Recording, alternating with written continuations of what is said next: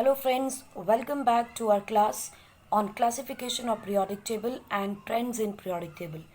हम ऑलरेडी बात कर चुके हैं एटॉमिक स्ट्रक्चर की, जिसमें हम लोग एटॉमिक साइज की, atomic radii, covalent radii, ionic radii की, and we have seen how the trend is following in periodic table across the period and down the group. अब हम बात करने वाले हैं आयोनाइजेशन एनर्जी की. What is ionization energy? Energy required to remove an electron. कोई भी electron अगर आपने आउटर मोस्ट शेल से निकालना है, from the outermost shell,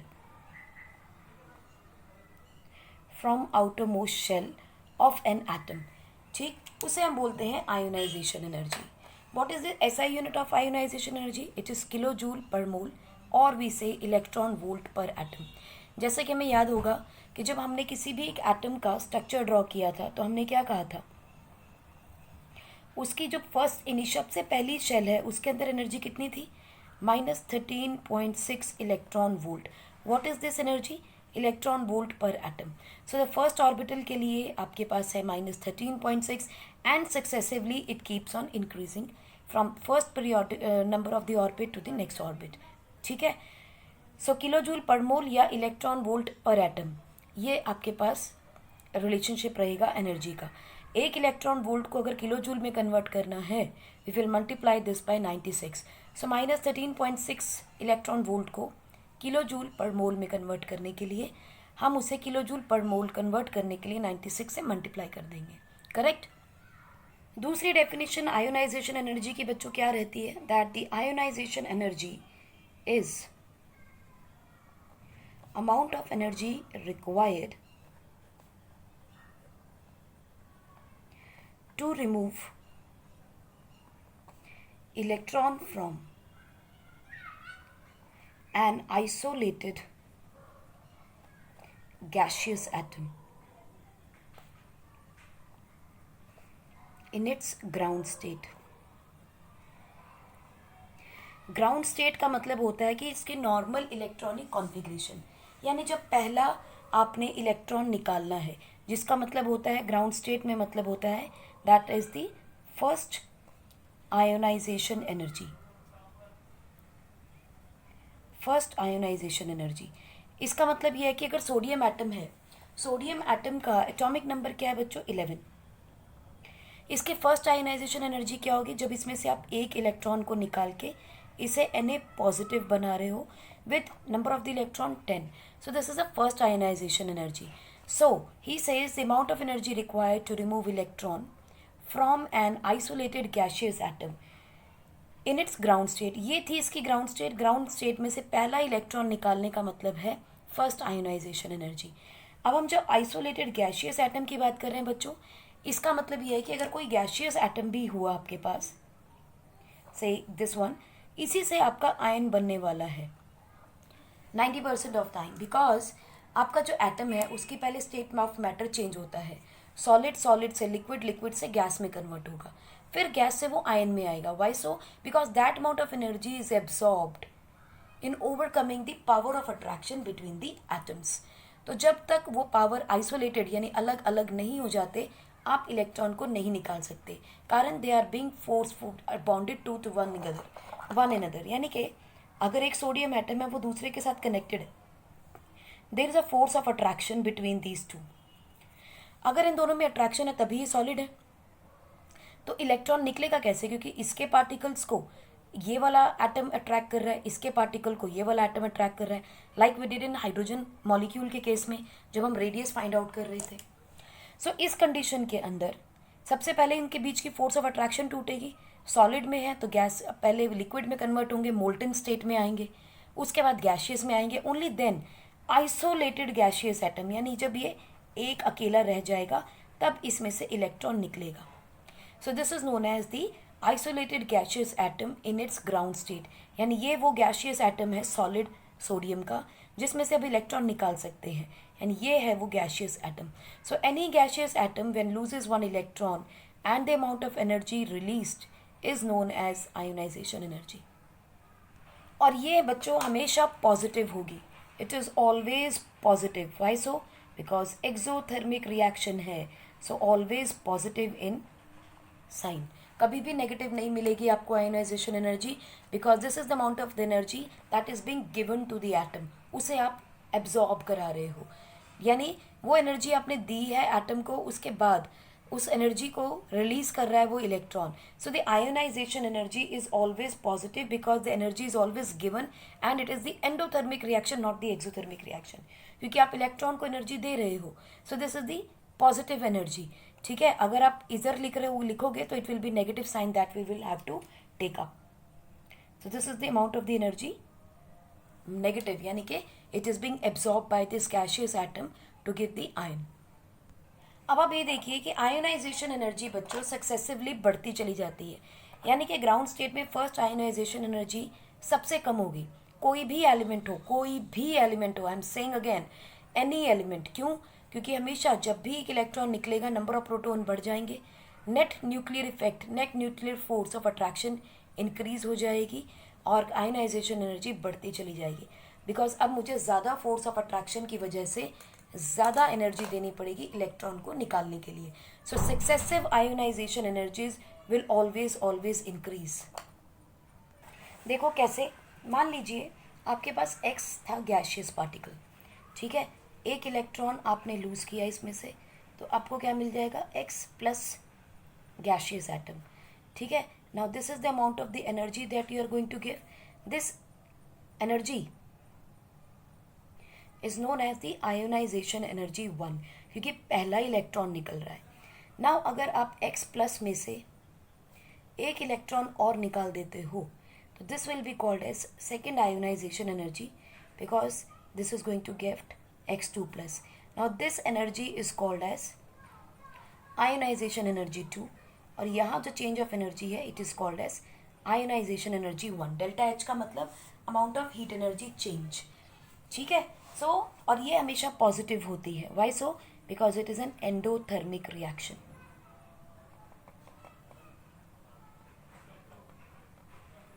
right, सो सोचिए जरा हुआ क्या कि जब आपने दूसरा फर्स्ट इलेक्ट्रॉन निकाला था तो नंबर ऑफ प्रोटॉन्स तो उतने ही थे. एग्जाम्पल देखते हैं, like we have let us say chlorine. Chlorine का एक अकेला एटम है, गैशियस है. ठीक है, इसमें से एक इलेक्ट्रॉन आपने निकाल दिया तो आपके पास क्या बन गया, Cl प्लस. माने नंबर ऑफ एलिमेंट्स, क्लोरीन का एटॉमिक नंबर 17. सो प्रोटॉन्स कितने हैं, 17. इलेक्ट्रॉन कितने रह गए, 16. Now the nuclear force of attraction has increased. Nuclear force of attraction increase होगी क्योंकि प्रोटॉन ज़्यादा है, इलेक्ट्रॉन कम है. नाउ अगर मुझे इसमें से एक इलेक्ट्रॉन और निकालना हो सो मुझे ज़्यादा अमाउंट ऑफ एनर्जी देनी पड़ेगी. This is the amount of energy 1. ठीक है, सो this is the amount of energy 2. अब सोचो फोर्स बढ़ती जा रही है तो इसमें से एक इलेक्ट्रॉन मुझे और निकालना हो, 2 प्लस करना हो, तो बहुत ज़्यादा एनर्जी देनी पड़ेगी. Therefore delta H2 will be more than delta H1. Correct. Similarly एक एग्जाम्पल और देखिए आप, नाइट्रोजन का देखिए. नाइट्रोजन का गैशियस आइसोलेटेड एटम है, मॉलिक्यूल नहीं है. देखो मॉलिक्यूल में 2 एटम्स होते हैं. हमने सबसे पहले ब्रेक डाउन करना है इसको नाइट्रोजन एटम के अंदर. 2 नाइट्रोजन एटम्स के अंदर इसको आपने तोड़ लिया. ठीक है, अब सिंगल गैशियस एटम लिया, ये गैशियस मॉलिक्यूल था, इसको तोड़ा आपने, एक nitrogen atom isolated gaseous atom है. इसमें से एक इलेक्ट्रॉन को माइनस करेंगे तो it will give you n plus gaseous. This is known as ionization energy 1. अब अगर n प्लस गैशियस एटम में से आप एक इलेक्ट्रॉन और निकालते हो तो it will become n2 plus. This is the ionization energy 2. Similarly n2 plus में से आप गैशियस आयन में से एक इलेक्ट्रॉन और निकालते हो, it will become n3 plus gaseous atom, ionization energy 3. ना लुक एट इट, हमें पता है नाइट्रोजन का जो एटम है वो n3 प्लस भी बनाता है और n-1 भी बनाता है, नाइट्राइड आयन. ठीक है, इन सब केसेस के अंदर what is happening now, force of attraction is increasing. जितनी ज़्यादा फोर्स ऑफ अट्रैक्शन होगी उतनी ज़्यादा आयोनाइजेशन एनर्जी बढ़ती जाएगी. So ionization energy 3 is more than ionization energy 2 is more than the ionization energy 1. That is why we are saying that successive ionization energies will always increase. ये तो हो गया gaseous वाला. अब मैंने आपको बताया ही था कि सॉलिड में क्या होगा. अगर मान लीजिए नॉन गैशियस एलिमेंट्स आपको मिल जाते हैं ना these non gaseous elements are highly stable, क्योंकि हमें पता है उनकी फोर्स ऑफ अट्रैक्शन बहुत ज़्यादा स्ट्रांग होगी. सो जितनी ज़्यादा फोर्स ऑफ अट्रैक्शन होगी उतनी ज़्यादा हमें अमाउंट ऑफ एनर्जी देनी पड़ेगी. So the large amount of energy is required.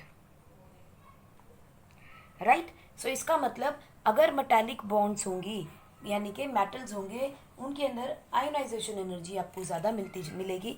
और जैसे जैसे आप पीरियड के अक्रॉस बढ़ोगे यानी कि राइट हैंड साइड पे बढ़ते हो across the period, no doubt the non metallic character is increasing but the force of attraction is increasing to a large extent, क्योंकि नंबर ऑफ प्रोटॉन्स इंक्रीज कर रहे हैं, शेल उतनी ही है.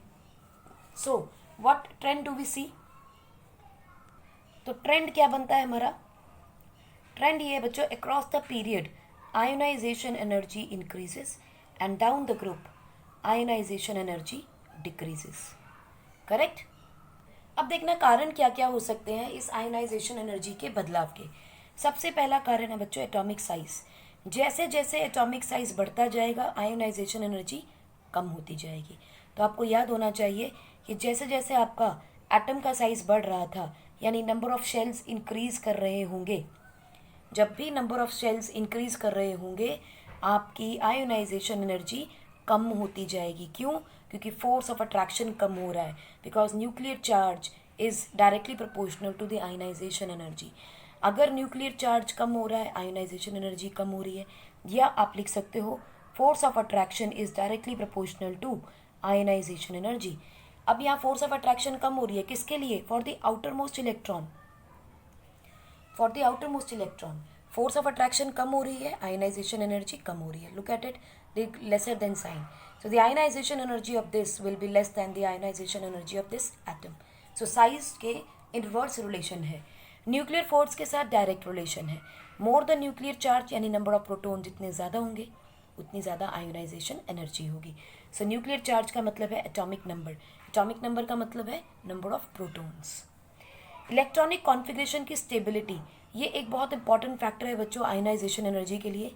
मैंने आपको लास्ट टाइम भी बताया था कि जब हम स्टेबल होते हैं तो हम अपनी स्टेबिलिटी को लूज़ करना नहीं चाहते. वी रेजिस्टेड जैसे कि लॉ ऑफ इनर्शिया हमने पढ़ा था, है ना. हम स्टेबल हैं तो हम क्यों छेड़े, अपने आप को हिलाते ही नहीं.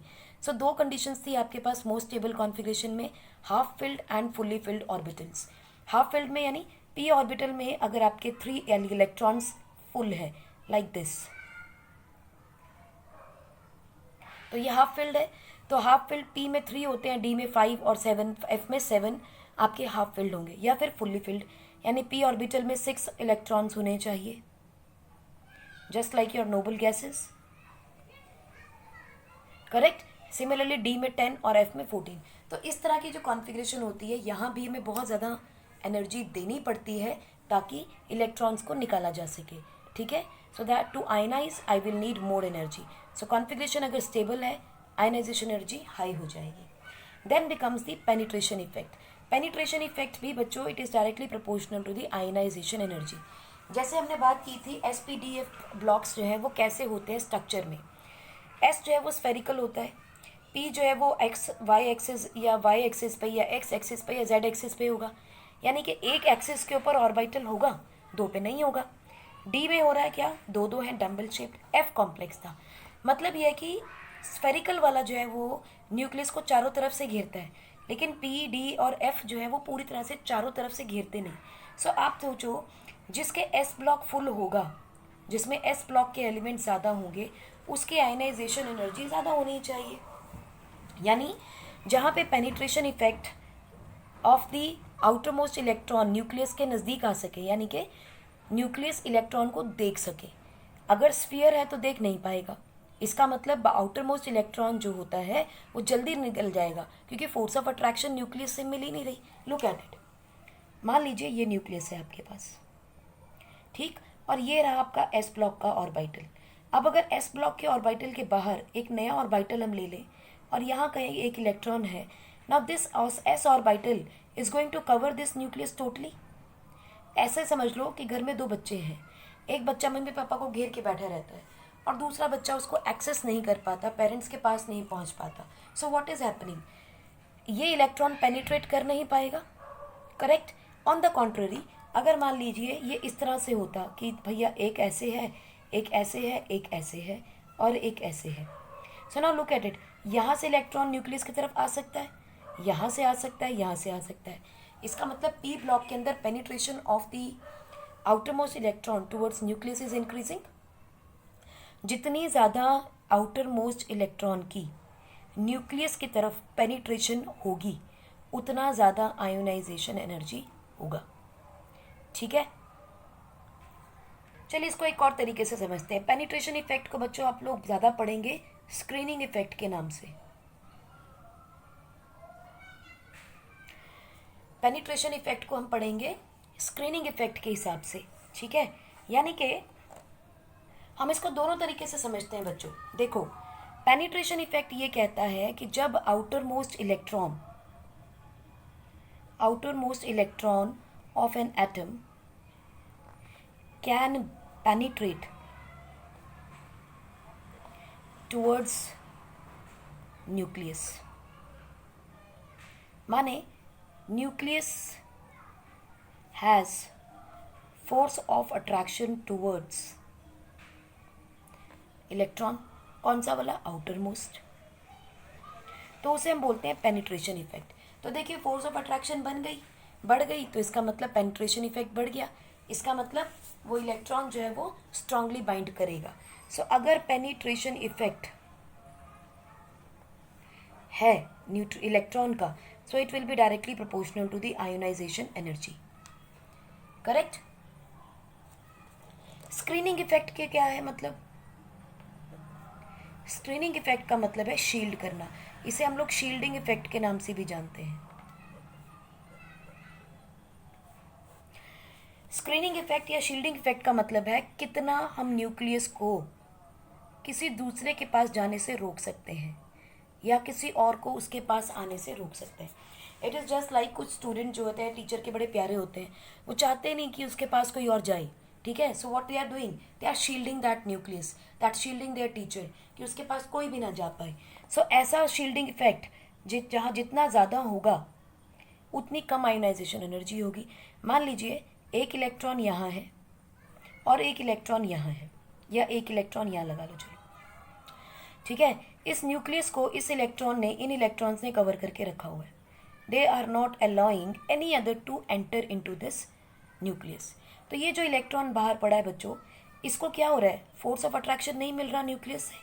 So the electron outside is not strongly attracted by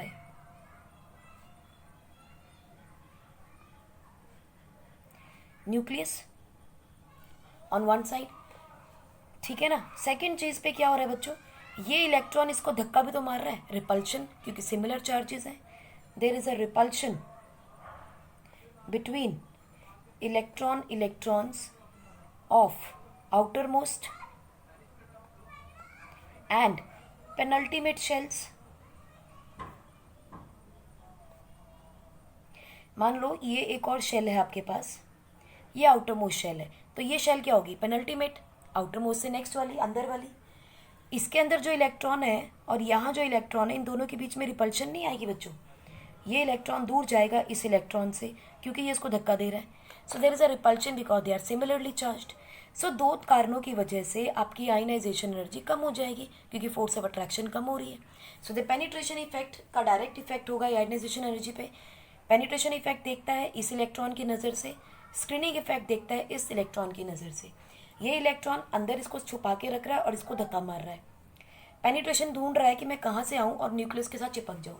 सो अगर पेनिट्रेशन ज़्यादा हुआ तो आयनाइजेशन एनर्जी ज़्यादा होगी, अगर शील्डिंग ज़्यादा हुई तो आयनाइजेशन एनर्जी कम होगी. So you can say it has the inverse relationship with ionization energy. So now let us look at the variations. क्या है आपके पास along the period? हमने जनरल ट्रेंड देखा है क्या है.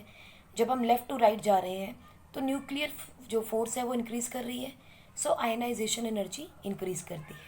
ठीक है, nucleus force of attraction increase कर रही है, आयनाइजेशन एनर्जी इंक्रीज करती है. Down the group what is happening? जैसे जैसे हम टॉप टू बॉटम आएंगे एटॉमिक साइज बढ़ता जाएगा. क्यों? Because number of shells are increasing. Correct, number of shells are increasing, so ionization energy decreases also because force of attraction decreases, force of attraction कम हो जाएगी to the outermost shell में जो electron पड़ा है, ionization energy decrease हो जाएगी. This is a general trend we are accepting. लेकिन फिर हमें कुछ चेंजेस मिलते हैं बच्चों. चेंजेस क्या होते हैं? हाइड्रोजन से अगर हीलियम देखते हैं बच्चों, तो पीरियोडिक ट्रेंड क्या बनता है? सिंपल है, हाइड्रोजन से helium, highest ionization energy periodic table किसकी है? हीलियम की है. क्यों है? एक तो स्टेबल कॉन्फ़िगरेशन है, दूसरा देखो छोटा साइज है, सबसे छोटा है, इसीलिए आयोनाइजेशन एनर्जी हाई है. दूसरी चीज़ स्टेबल कॉन्फ़िगरेशन, देखो डुप्लेक्ट पूरा है, इसके पास सिर्फ एस ऑर्बिटल है, इसमें दोनों इलेक्ट्रॉन है. सो this is most stable configuration. इसीलिए छोटा साइज होते हुए भी न्यूक्लियर फोर्स स्ट्रांग है. पहली चीज़ छोटा साइज, दूसरी चीज़ न्यूक्लियर फोर्स स्ट्रांग है, तीसरी चीज़ आप देखिए इलेक्ट्रॉनिक कॉन्फ़िगरेशन मोस्ट स्टेबल है. ठीक है. और फिर एस ब्लॉक का एलिमेंट है, यानी कि एस ब्लॉक जो है वो पूरी तरह से न्यूक्लियस के अगल बगल होता है. So strong force of attraction मिलेगा because of s orbital. So as a result ionization energy will be high. So the question sometimes comes up, why helium has the highest ionization energy in the periodic table. तो आपको तीनों के चारों factor बता देने हैं. पहली बात, साइज छोटा है, न्यूक्लियस फोर्स ऑफ अट्रैक्शन सबसे ज़्यादा स्ट्रांग होगी, इलेक्ट्रॉनिक कॉन्फ़िगरेशन स्टेबल है, और इसके अंदर पेनिट्रेशन इफेक्ट जो है हाईएस्ट है. So the ionization energy will be highest. Correct. अब पीरियड नंबर सेकेंड देखो बच्चों. सी लेट्स, अगर हम जनरल ट्रेंड देखें तो what is expected? Nuclear charge increase कर रहा है, एटॉमिक रेडियस कम हो रहा है because nuclear force of attraction is increasing across the period. Lithium से बरेलियम, बरेलियम से बोरोन, एक ही शेल है. नंबर 2 पीरियड में शेल भी सेम है, लेकिन नंबर ऑफ इलेक्ट्रॉन्स, एटम्स जो हैं, वो प्रोटॉन्स जो हैं वो बढ़ते जा रहे हैं. सो न्यूक्लियर चार्ज इंक्रीज कर रहा है. Since nuclear charge is increasing, atomic radius is decreasing, ionization increase होनी चाहिए. ये this is the expected trend. But होगा क्या? बरेलियम, नाइट्रोजन एंड नियॉन, जरा इनके ऊपर ध्यान से आपको दिमाग लगाइएगा. बरेलियम, नाइट्रोजन एंड नियॉन, इनकी स्टेबल इलेक्ट्रॉनिक कॉन्फ़िगरेशन भी है. S2 है, 2p3 है, 2p6 है, यहाँ पे फुल्ली फिल्ड s ऑर्बिटल है, यहाँ हाफ फिल्ड p ऑर्बिटल, यहाँ fully filled p orbital. So these three are having the strongest configurations which will support their ionization energies. Correct? So इसी वजह से, क्योंकि स्टेबल कॉन्फ़िगरेशन है, हमारे पास कुछ ट्रेंड में चेंजेस आते हैं. बरेलियम और नाइट्रोजन, इनकी स्टेबल इलेक्ट्रॉनिक कॉन्फ़िगरेशन आ जाती है. Correct. So what is going to happen? Lithium की आयोनाइजेशन एनर्जी सबसे कम है. हमें अब देखना है इन दो के बीच में. कार्बन आगे चला गया इसलिए छोड़ दीजिए. हमें इन दो के बीच में देखना है चेंज क्या आएगा. Look at it. बोरोन की कॉन्फ़िगरेशन 2s2p1 है, जल्दी इलेक्ट्रॉन लूज करके बरेलियम की कॉन्फ़िगरेशन में आना चाहेगा. करेक्ट. सो लिथियम, लिथियम के बाद बोरोन, बोरोन के बाद बरेलियम आयनाइजेशन एनर्जी में आएंगे. करेक्ट. उसके बाद कार्बन एज इट इज आ जाएगा. Then come on to the nitrogen and oxygen. अब आप ये देखिए, ऑक्सीजन फटाफट से एक इलेक्ट्रॉन दे के नाइट्रोजन की कॉन्फ़िगरेशन लेना चाहती है. ठीक है, ताकि 2p3 में आ जाए, या फिर इसको 2 इलेक्ट्रॉन और लेके यहाँ पहुँचना पड़ेगा. दोनों ही कंडीशंस डिफ़िकल्ट हैं, लेकिन ये आसान है फिर भी कि एक इलेक्ट्रॉन छोड़े और यहाँ पहुँच जाए. राइट. तो ऑक्सीजन बनाता है O+ negative ion, O1+ ion बनाता है, क्योंकि नाइट्रोजन की स्टेबल कॉन्फ़िगरेशन है. सो ट्रेंड यहाँ चेंज हो जाएगा, nitrogen will come forward, oxygen पीछे आ जाएगा. करेक्ट. सिमिलरली फ्लोरीन और नियॉन में चले जाएं अगर, तो आप देखेंगे कि फ्लोरीन, नियॉन की और आयनाइजेशन एनर्जी सबसे ज़्यादा हाई है. तो ट्रेंड क्या होना चाहिए था? Lithium, beryllium, boron, carbon, nitrogen, oxygen and fluorine and then neon. General trend यही एक्सपेक्टेड था हमारा. लेकिन हो क्या गया? बरेलियम जो है वो बोरोन से आगे आ गया, उसकी आयनाइजेशन एनर्जी ज़्यादा हो गई. नाइट्रोजन ऑक्सीजन से आगे आ गया, उसकी आयनाइजेशन एनर्जी ज़्यादा हो गई. So look at it. Beryllium boron के बाद कार्बन से पहले, नाइट्रोजन ऑक्सीजन के बाद फ्लोरीन से पहले. ठीक है. So the ionization energy trend will be changed. ये क्वेश्चन इंपॉर्टेंट है बच्चों, ध्यान रखिएगा. What is expected trend? Lithium, boron, beryllium, carbon, oxygen, nitrogen, fluorine and neon, जो कि जनरल एटॉमिक नंबर्स हैं इनके. राइट. देखिए, lithium 3, 4, okay, 4, 5, 6, 8, 7, 9 and 10. What was expected? 3, 4, 5, 6, 7, 8, 9 and 10. लेकिन मिला क्या हमें? 3, 5, 4, 6, 8, 7, 9, 10. मतलब बोरोन बरेलियम से पीछे चला गया, और ऑक्सीजन नाइट्रोजन से पीछे चला गया, या उल्टा कह लो, बेरिलियम बोरोन से आगे, नाइट्रोजन ऑक्सीजन से आगे। क्यों गया है? क्योंकि बेरिलियम की स्टेबल कॉन्फ़िगरेशन है और बेरिलियम की आयोनाइजेशन एनर्जी बोरोन से ज़्यादा है।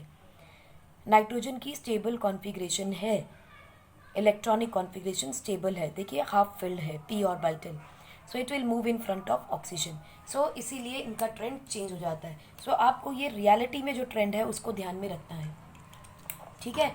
सिमिलरली चलो पीरियोडिक टेबल में पीरियड नंबर 3 भी डिस्कस कर लेते हैं।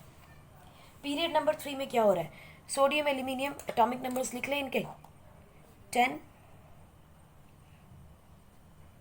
Sodium 11, 12, 14, 16, 15, 17, 18 and 13। So periodic table में आप समझ गए हैं कि आपके पास जो ग्रुप 2 का एलिमेंट होगा, Mg बिलोंग टू ग्रुप 2, वो ग्रुप 3 से पहले आएगा। Again the same reason, nuclear force of attraction increase कर रही है, एटॉमिक रेडियस डिक्रीज कर रहा है, आयोनाइजेशन एनर्जी इंक्रीज कर रही है, but because of the stable configuration, electronic configuration of magnesium aluminium से आगे आ जाएगा। सिमिलरली अगर आप देखें तो सल्फर और फॉस्फोरस में भी यही हो रहा है। Phosphorus belong to nitrogen family, again nitrogen is moving in front of sulphur, sulphur पीछे हो जाएगा। Same trend, same reason. Now down the group क्या होगा? हमें पता है कि डाउन द ग्रुप क्या होता है, एटॉमिक साइज बहुत तेजी से बढ़ता रहता है, as a result ionization energy कम हो जाएगी। So decreases as regular trend in group 1 and group 2, वहाँ कोई भी चेंज नहीं आएगा ग्रुप 1 ग्रुप 2 में। इनफैक्ट सीजियम की आयोनाइजेशन एनर्जी पूरे पीरियोडिक टेबल में सबसे कम है। एंड फ्रेंशियम एक रेडियो एक्टिव एलिमेंट है, इसलिए हम उसकी बात नहीं कर रहे हैं। We need to study about the caesium, correct. अब ग्रुप नंबर 13 देखते हैं क्या होता है। ये ग्रुप बच्चों बहुत ज़्यादा इंपॉर्टेंट है क्योंकि बार बार एग्जाम में आता है और 11th क्लास में हमने इन्हीं को पढ़ना भी है, ग्रुप 13 और ग्रुप 14। पी ब्लॉक जब पढ़ेंगे तो ग्रुप 13 और ग्रुप 14 ही आप क्लास 11 में पढ़ने वाले हैं। सो ज़रा ध्यान से देखिएगा, आयोनाइजेशन एनर्जी का एक्सपेक्टेड ट्रेंड क्या है? Down the group ionization energy कम होती है, मानते हैं, लेकिन due to lanthanide contraction tellurium has the smallest size, ठीक है, टेलीरियम का साइज छोटा है लैंथेनाइट कॉन्ट्रैक्शन की वजह से, और गैलियम का size due to transition contraction. अब पॉइंट ये आता है, what do you mean by lanthanide contraction and transition contraction? सबसे पहले देखते हैं हम लोग लैंथेनाइट कॉन्ट्रैक्शन का मतलब क्या है। बच्चों लैंथेनाइट किस ब्लॉक में चले जाते हैं? They belong to f block elements. F block elements का मतलब क्या हो गया? Group number 3 period number 6 all the time. Lanthanide सिर्फ इस ग्रुप को और इस पीरियड को बिलोंग करते हैं। एफ ब्लॉक के एलिमेंट का मतलब है ऑर्बिटल जो है वो कौन सा है? एफ ब्लॉक का, करेक्ट। अब आप देखो लैंथेनाइट 6th पीरियड में जब आते हैं तो कॉन्फ़िगरेशन आप क्या लिखते हो?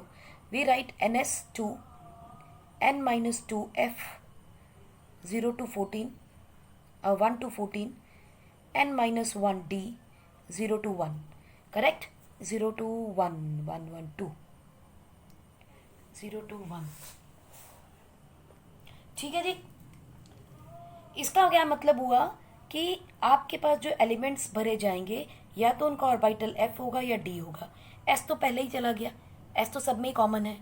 अब नया चीज़ क्या आई? आपके पास F और D ब्लॉक एलिमेंट्स आए। अब बच्चों D ब्लॉक का एलिमेंट कैसा था? इसके जो स्ट्रक्चर थे वो कैसे थे? Double dumbbell. और F का कैसा था ब्लॉक? F ब्लॉक के ऑर्बिटल कैसे थे? कॉम्प्लेक्स। इसका कोई शेप ही नहीं था। इसका मतलब क्या हुआ कि जो F ब्लॉक के एलिमेंट्स हैं उनका आउटर मोस्ट जो इलेक्ट्रॉन है बच्चों वो न्यूक्लियस को पेनिट्रेट कर पा रहा है। माने जितनी भी इंटरनल 1 2 3 2 लेके 5 तक के ऑर्बिटल्स हैं they have poor shielding effect. Poor shielding effect क्यों है? Poor shielding effect due to orbital configuration, due to shape of orbitals. मैंने आपको बोला था कि अगर S ऑर्बिटल है तो वो जो सारी तरफ से उसको कवर कर लेता है, ठीक है। लेकिन P block, then P orbital, D orbital या F ऑर्बिटल बीइंग कॉम्प्लेक्स, ये पूरी तरह से न्यूक्लियस को कवर नहीं कर पाते, तो न्यूक्लियस जो है वो आउटरमोस्ट इलेक्ट्रॉन के साथ अट्रैक्शन बना लेता है। There is a force of attraction between nucleus and electron, correct. अब जब फोर्स ऑफ अट्रैक्शन होगी तो वो उसको अपनी तरफ खींचेगा। As a result what will happen, इस लेंथेनाइट कॉन्ट्रैक्शन की वजह से उसका एटम का साइज छोटा हो जाएगा। So due to poor shielding effect and strong penetration effect, ionization energy will increase as well as atomic size will decrease.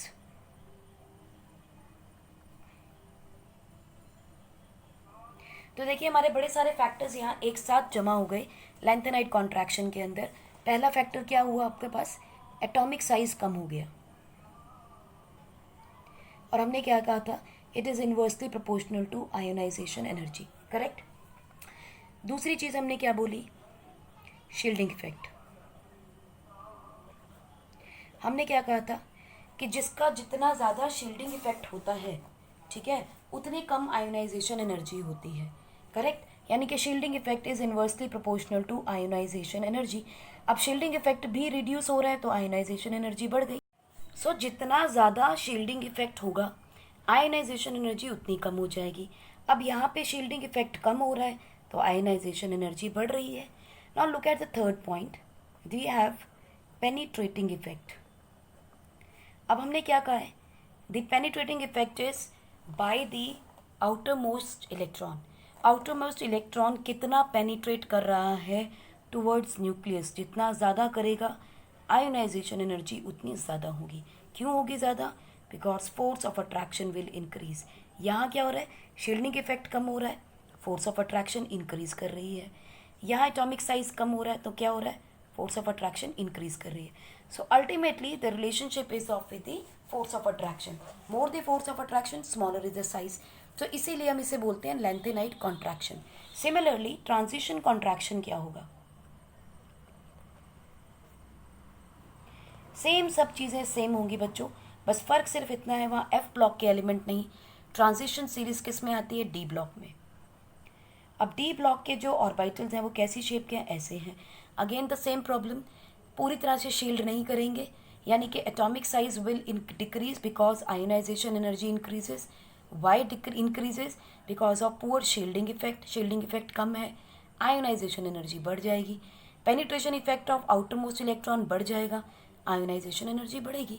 So point is, जितना भी कुछ भी कर लो, आउटर मोस्ट इलेक्ट्रॉन अगर न्यूक्लियस के साथ between nucleus and outermost electron अगर distance कम होता है तो फोर्स ऑफ अट्रैक्शन बढ़ जाएगी। बस बात खत्म हो गई। यहाँ पे आके आप सारा के सारे को समराइज कर दिया है। डिस्टेंस कम क्यों हो रहा है, क्योंकि एटॉमिक साइज कम हो रहा है, क्योंकि अट्रैक्शन हो रही है, फोर्स ऑफ अट्रैक्शन बढ़ रहा है, एटॉमिक साइज डिक्रीज कर रहा है, distance between nucleus and outermost electron decrease कर रही है। As a result this is called as the lanthanide contraction. बच्चों लेंथेनाइट एंड ट्रांजिशन कॉन्ट्रैक्शन को ध्यान से अपने दिमाग में बिठा लीजिएगा। बहुत सारे फैक्टर्स हैं, बहुत सारी प्रॉपर्टीज़ हैं जो हम पढ़ेंगे, जो इनकी वजह से चेंज हो जाएगी, ठीक है। सो नाउ इस केस में देखिए what is happening because of lanthanide contraction. अब देखिए लेंथेनाइट कॉन्ट्रैक्शन का मतलब क्या है, this is orbital number 2, this is orbital number 3, 4, 5 and 6। सो आपको लेंथेनाइट कॉन्ट्रैक्शन किस में मिलेगी, पीरियड नंबर 6 में। सो पीरियड नंबर 6 में कौन है, tellurium. So due to lanthanide contraction TL has the smallest size, ठीक है, साइज कम हो गया है, तो स्मॉलेस्ट साइज होने की वजह से अब बोरोन से छोटा नहीं हो सकता, बिकॉज बोरोन का जो फोर्स ऑफ अट्रैक्शन है बहुत ज़्यादा स्ट्रांग है। सो इसीलिए टेलीरियम देखो ऊपर आके बैठ गया है सबसे। दूसरा देखिए gallium, due to transition contraction उसका साइज छोटा है, लेकिन किससे बड़ा है, टेलीरियम से। So boron, tellurium, gallium and then aluminium and indium आ रहे हैं, ठीक है। सो इसको आप ध्यान में रखेंगे कि boron 6th period and 5th period, यानी 2, 6, 5, 3 एंड 4, 2, 6, 5 एंड 8, 4, 2, 6, 5, 3, 4। 26,534, ये ऑर्डर आपको ध्यान में रखना है। Look at it. बोरोन था, आयनाइजेशन एनर्जी एकदम से डाउन आ गई। देखो एल्यूमिनियम की आयनाइजेशन एनर्जी कम है। उसके बाद गैलियम की बढ़ गई, period number next point. Then indium की कम हो गई एंड देन थेलियम। तो देखो डब्ल्यू का साइन बन रहा है, अगर ना याद हो तो डब्ल्यू याद कर लीजिएगा, ठीक है। सो 253 253 and then sorry it is number 2 number 6 2 6 5 3 and 4 2 6 5 3 and 4 2 6 5 3 and 4, ठीक है। Period number 2, period number 6, period number 5, period number 3 and period number 4, ठीक। So this is how we are going to add the trend of ionization energy in group 13. Now similarly let us look at the group number 14. Carbon silicon germanium, Kashi गए संग Parvati. Carbon silicon germanium zinc tin and lead. अब इस case में क्या हो रहा है बच्चों, कार्बन सिलिकॉन जर्मेनियम। अब लेड के अंदर लेंथेनाइट कॉन्ट्रैक्शन इतनी ज़्यादा आ रही है कि ये टिन से पहले आ जाएगा, ठीक है। इसका साइज टिन से पहले होगा। सो आयनाइजेशन एनर्जी कैसी है, look at it, this is the graph. और बच्चों इसमें बहुत सारी चीज़ें एक्सपेरिमेंटल हैं, आप डायरेक्टली थ्योरी से नहीं चल सकते कि वहाँ लेंथेनाइट कॉन्ट्रैक्शन हुई थी तो लेड ऊपर चला गया था तो सेम ऑर्डर आना चाहिए, नहीं आएगा। ऑर्डर में चेंजेस आएंगे ही आएंगे because of so many other factors that we will be discussing in group 14। यहाँ ध्यान रखिए कि लेड के अंदर ड्यू टू लेंथेनाइट कॉन्ट्रैक्शन उसका साइज कम होता है, मगर इतना कम नहीं होता कि वो सिलिकॉन से भी ऊपर आ जाए। सो हमारे पास फाइनल ट्रेंड क्या हो जाता है, carbon having the most is more than silicon, silicon has more than germanium, germanium has more than lead and lead has more than tin the ionization energies। Carbon का सबसे पहले क्यों है, क्योंकि सबसे छोटा एटम है इन द ग्रुप। स्टेनम यानी स्टेनस यानी कि आया आपका टिन जो है इसका साइज सबसे बड़ा है, so that is why ionization energy is inversely proportional. So इसकी आयनाइजेशन एनर्जी सबसे कम होगी। Next let us look at the metallic and non metallic character. बच्चों हमें पता है जिसकी आयोनाइजेशन एनर्जी कम होगी वो जल्दी इलेक्ट्रॉन देगा, पॉजिटिव चार्ज बनाएगा, यानी मेटालिक कैरेक्टर शो करेगा। तो जो भी ट्रेंड आपने लो आयोनाइजेशन एनर्जी का देखा है वहीं आपका मेटालिक कैरेक्टर इंक्रीज करेगा। So ionization energy reduces with increase in electron removal is easy, यानी कि अगर आयोनाइजेशन एनर्जी कम होगी इलेक्ट्रॉन आसानी से निकल जाएगा, मेटल का बन जाएगा and they will form metal oxide. और हमें पता है मेटल ऑक्साइड क्या होते हैं, बेसिक, ये हमने क्लास 10 में भी पढ़ा है कि जो आपके कैल्शियम वाला ग्रुप फर्स्ट ग्रुप है या सेकंड ग्रुप है उन दोनों के जो ऑक्साइड्स होते हैं वो मेटालिक ऑक्साइड्स हैं, बेसिक होते हैं। अगर आयोनाइजेशन एनर्जी बढ़ेगी तो इलेक्ट्रॉन जो है वो रिमूव करना मुश्किल हो जाएगा, इनफैक्ट गेन करना आसान हो जाता है। सो जब इलेक्ट्रॉन गेन होता है, रिमूवल मुश्किल हो जाए, it starts behaving like a non metal. और नॉन मेटालिक ऑक्साइड कैसे होते हैं, acidic, like carbon dioxide, nitrogen dioxide, क्योंकि जब पानी से मिलेंगे तो क्या बनाएंगे, एसिड्स, कार्बोनिक एसिड बनाएंगे या HNO3 बनाएंगे, राइट। सो पीरियोडिक टेबल के राइट हैंड साइड पे जो भी एलिमेंट्स पड़े हैं वो सारे नॉन मेटल्स हैं, उनकी आयनाइजेशन एनर्जी ज़्यादा होगी। जितने भी आपके लेफ्ट हैंड साइड पर हैं वो मेटल्स हैं, उनकी आयनाइजेशन एनर्जी कम होगी। सो ट्रेंड क्या है, across the period non metallic character increase करता है, आयनाइजेशन एनर्जी इंक्रीज करेगी, एसिडिक कैरेक्टर इंक्रीज कर रहा है, right.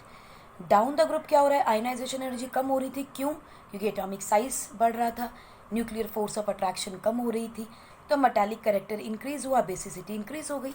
So now look at it, lithium sodium potassium सारे एक ही ग्रुप को बिलोंग करते हैं, group number 1, and if this belong to period number 2, this belong to period number 3 and period number 4, atomic number 3, 11 and 19। now arrange them in the basic order। basic order का मतलब क्या है, down the group basicity is increasing, down the group basicity is increasing, और इसका sequence क्या है, lithium sodium potassium. Now down the group हमें पता है आपका एटॉमिक साइज जो है बच्चों वो बढ़ रहा है, एटॉमिक साइज बढ़ रहा है तो न्यूक्लियर फोर्स कम हो रही है, आयनाइजेशन एनर्जी कम हो रही है, मेटालिक कैरेक्टर आयनाइजेशन एनर्जी कम है तो बढ़ रहा है, और जितनी मेटालिक कैरेक्टर होंगे उतने बेसिसिटी भी बढ़ेगी, किसकी, ऑक्साइड्स की। उसके ऑक्साइड्स की बेसिसिटी बढ़ेगी.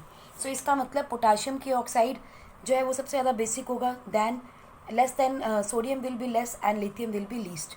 सो look at the order, potassium का ऑक्साइड, सोडियम का ऑक्साइड और लिथियम का oxide, right. So down the group metallic character is increasing, basic character will also increase, right. तो यहाँ पे आपको बस एक बात का ध्यान रखना है कि आयोनाइजेशन एनर्जी जहाँ भी कम होगी वहाँ पर मेटालिक कैरेक्टर आपको ज़्यादा मिलेगा. जहाँ भी आयोनाइजेशन एनर्जी ज़्यादा होगी वहाँ आपको नॉन मेटालिक कैरेक्टर ज़्यादा मिलेगा. अक्रॉस द पीरियड हमें पता है एटॉमिक साइज जो है वो डिक्रीज़ हो रहा होता है. क्यों डिक्रीज़ हो रहा होता है? क्योंकि नंबर ऑफ प्रोटॉन्स इंक्रीज़ कर रहे हैं. अगर इंक्रीज़ कर रहे हैं तो नेट न्यूक्लियर चार्ज जो है बच्चों वो इंक्रीज़ करेगा. तो एटॉमिक साइज को क्या हो रहा था अक्रॉस द पीरियड? डिक्रीज़ हो रहा था अक्रॉस द पीरियड. और डाउन द ग्रुप क्या हो रहा है? एटॉमिक साइज बढ़ रहा है, नेट न्यूक्लियर चार्ज कम हो रहा है. Z is the number of proton, that is the nuclear charge. Ionization energy कम हो जाएगी, मेटालिक कैरेक्टर इंक्रीज करेगा, बेसिसिटी इंक्रीज करेगी. और अक्रॉस द पीरियड क्या हो रहा है?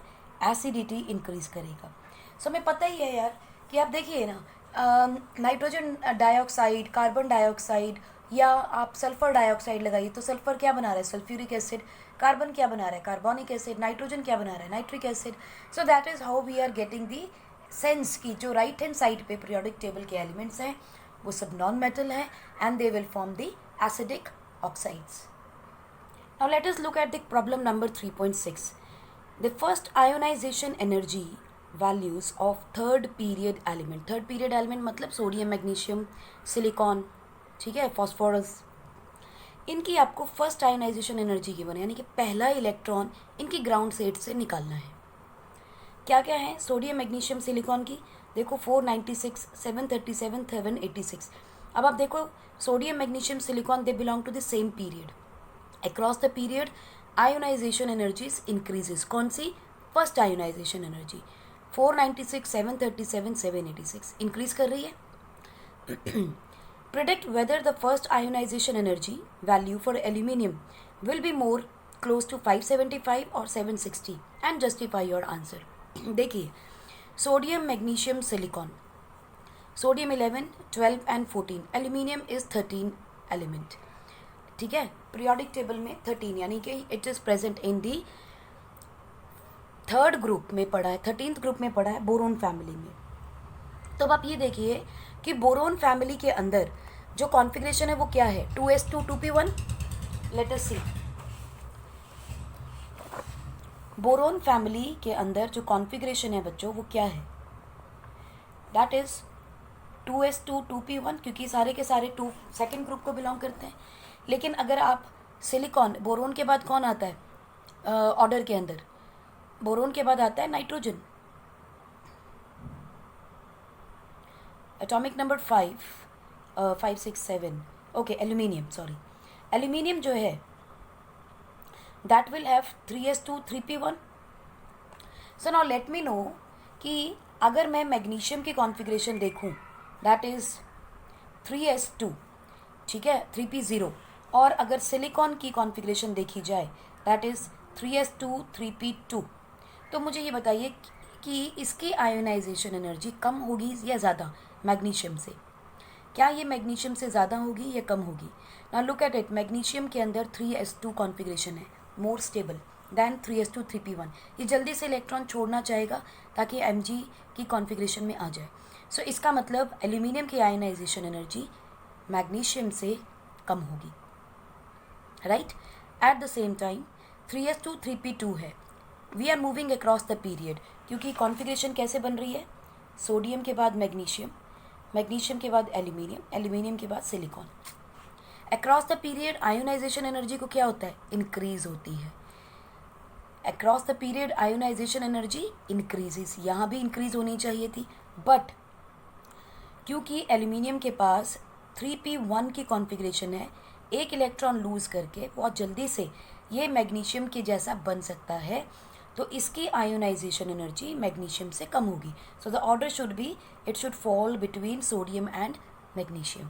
सोडियम की आयोनाइजेशन एनर्जी सबसे कम, फिर एल्यूमिनियम की, फिर मैग्नीशियम की और फिर सिलिकॉन की। Let us see what is the answer.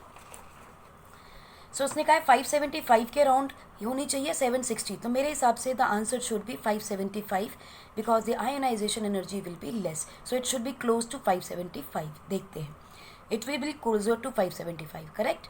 Y so? The value for aluminium should be lower than that of magnesium because of effective shielding of 3p electrons from the nucleus of by the 3s electron। अब इसका क्या मतलब है?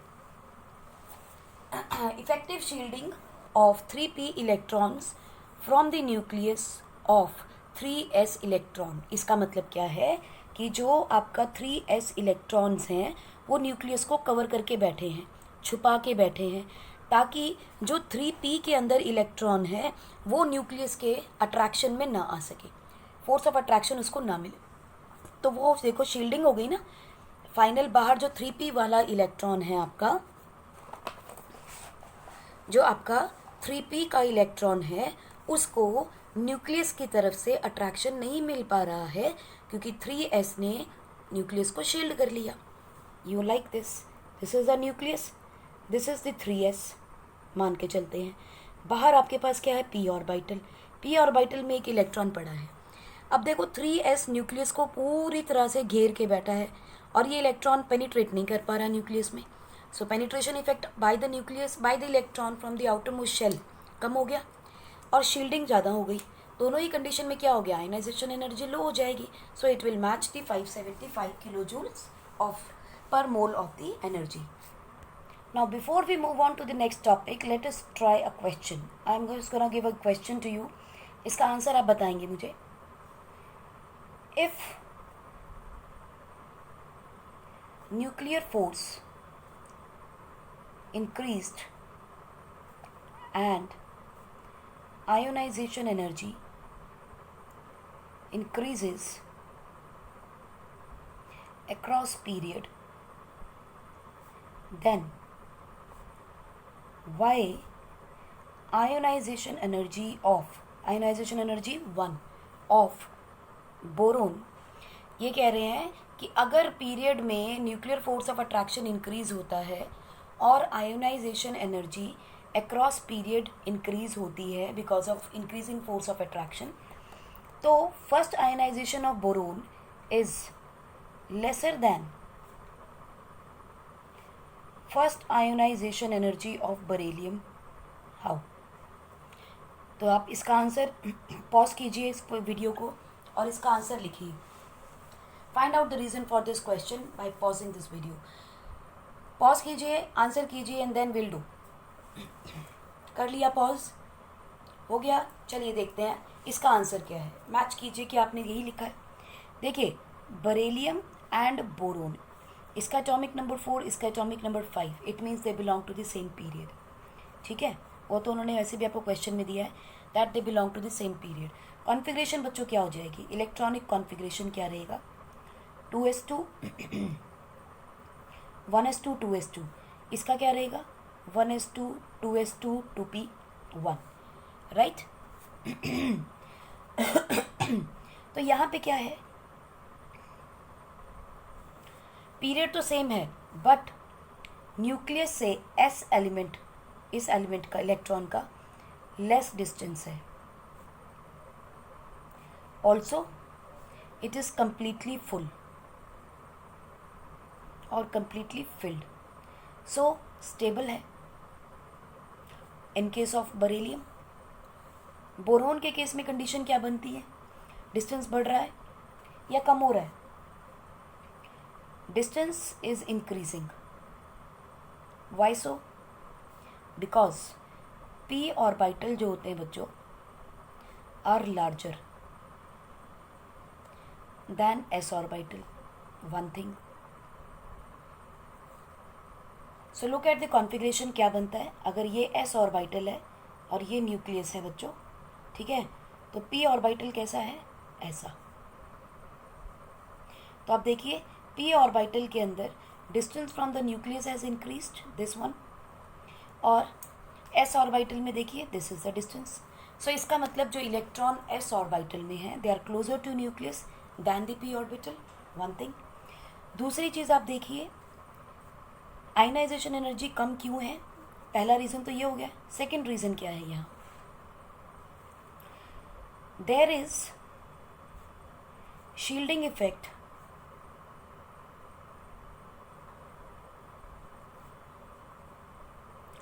by electrons of s orbital on nucleus. वो nucleus को cover करके बैठे हैं. Also electrons in s orbital repel electron in p orbital. उसको दूर करेंगे. क्यों करेंगे? Because of similar charge. तो एक तो बेचारे को न्यूक्लियस अट्रैक्ट नहीं कर रहा, ऊपर से s के l ऑर्बिटल के जो इलेक्ट्रॉन है वो p ऑर्बिटल को बाहर धकेल रहे हैं. So what will happen? Force of attraction between electron in p orbital and nucleus will decrease. Since force of attraction decreases, so ionization energy decreases. क्योंकि हमें पता है कि force of attraction is directly proportional to ionization energy. जितनी ज़्यादा force of attraction कम होती जाएगी, ionization energy उतनी ही कम होती जाएगी. Right? Similarly, we can explain in case of oxygen and nitrogen. देखो ऑक्सीजन की कॉन्फ़िगरेशन क्या बनती है?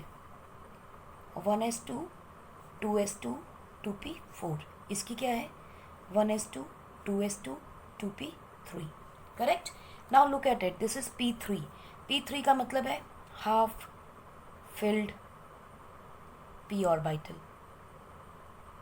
तो ये क्या होगी? Stable configuration.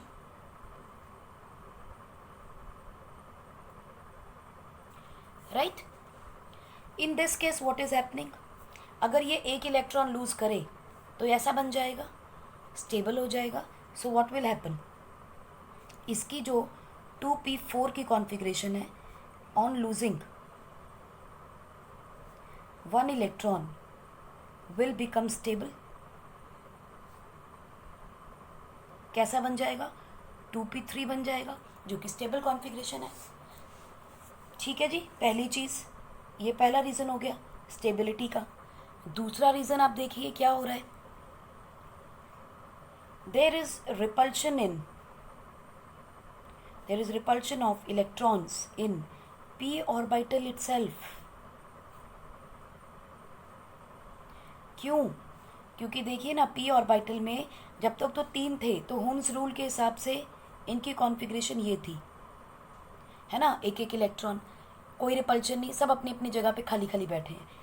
ठीक है. लेकिन जब आपने पेयरिंग शुरू करी तो देयर इज अ रिपल्शन. दोनों सिमिलरली चार्ज्ड हैं.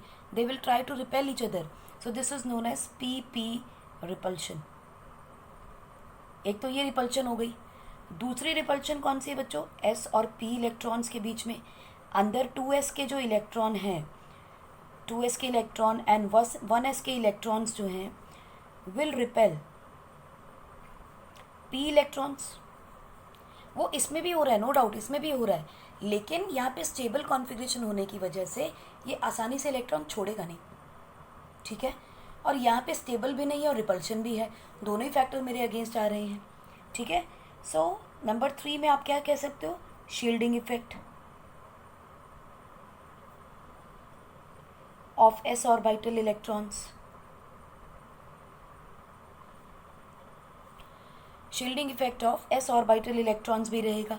सो इन सब कारणों की वजह से द आयोनाइजेशन एनर्जी नंबर 1, यानी कि first ionization energy of oxygen will be less than the first ionization energy of nitrogen atom isolated gaseous particle.